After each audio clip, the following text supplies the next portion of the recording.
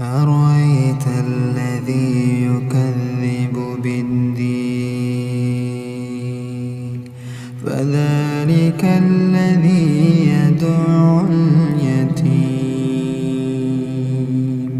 ولا يحض على طعام المسكين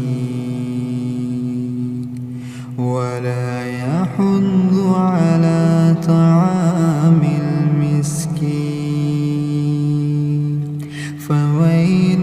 للمصلين